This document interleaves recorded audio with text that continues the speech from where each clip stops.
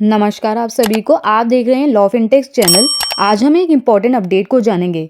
एक important change आया है यूनियन बजट 2025 में रिगार्डिंग अपडेटेड रिटर्न। जहां पहले आप पुराने 2 साल के रिटर्न को फाइल कर सकते थे, अब उस टाइम लिमिट को बढ़ाकर 4 साल कर दी गई है। एक बार प्रोविजंस को देख लेते हैं। अभी प्रेजेंट में टाइम लिमिट अपडेटेड रिटर्न को फाइल करने की 24 months from the end of the relevant assessment year है।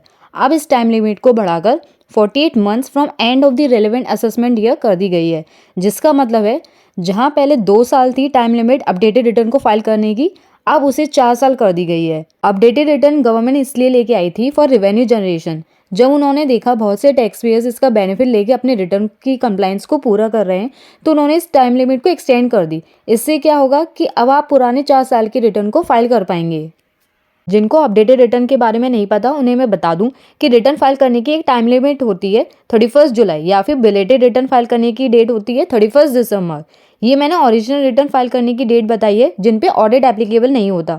तो अगर किसी भी रीज़न से ये टाइम लिमिट आपसे मिस हो जाती है और अगर आप उस साल का रिटर्न फाइल नहीं कर पाते हैं, या फिर आपने पहले जो रिटर्न फाइल की थी उसमें गलत इनकम शो कर दी है, तो आपके पास एक ऑप्शन है अपडेटेड रिटर्न फाइल कर सकते हैं, जिसका फॉर्म ITRU होता है। पर इससे आपको क्या फ़ायदा होगा? अगर आप अपडेटेड रिटर्न फाइल कर देते हैं तो कोई पेनल्टी या फिर कोई एक्शन डिपार्टमेंट आपके अगेंस्ट नहीं लेगा। पर कुछ केसेस हैं जहां आप अपडेटेड रिटर्न फाइल नहीं कर सकते। जैसे कि अगर आप नए रिटर्न फाइल करना चाहते हैं, मतलब कि अगर आपकी टैक्स लायबिलिटी 0 बन रही है तो नहीं कर सकते। कोई लॉस क्लेम करना चाहते हैं या फिर लॉसेस को कैरी फॉरवर्ड करना चाहते हैं तो वो नहीं कर सकते। अगर आपको कोई रिफंड बनता होगा तो नहीं कर सकते। अगर आपकी टैक्स लायबिलिटी कम हो रही है तो तब भी आप अपडेटेड रिटर्न फाइल नहीं कर पाएंगे।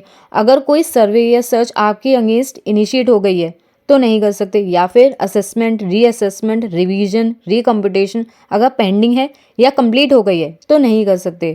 तो ये सारे केसेस हैं जहां आप अपडेटेड रिटर्न को फाइल नहीं कर सकते।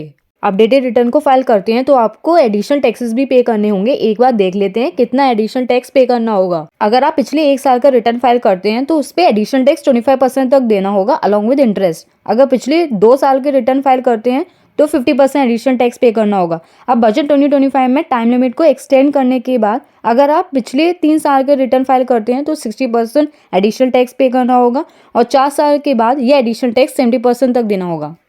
अपडेटेड रिटर्न को फाइल करने का बेनिफिट है अगर आप अपनी इनकम सही दिखाना भूल गए हैं या फिर किसी साल का रिटर्न फाइल करना, तो ITRU जो पहले 2 साल की टाइम लिमिट थी अब वो 4 साल कर दी गई है।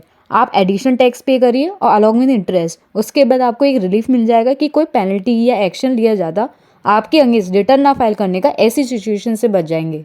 ऐसी और इन्फॉर्मेटिव वीडियोस के लिए आप लॉ ऑफ इंटेक्स चैनल पे बने रहिए। हम ऐसी वीडियोस लाते रहेंगे और चैनल को सब्सक्राइब कर लीजिए और बेल आइकन को प्रेस कर लीजिए, जिससे आपको हमारी सारी वीडियोस का अपडेट मिल सके।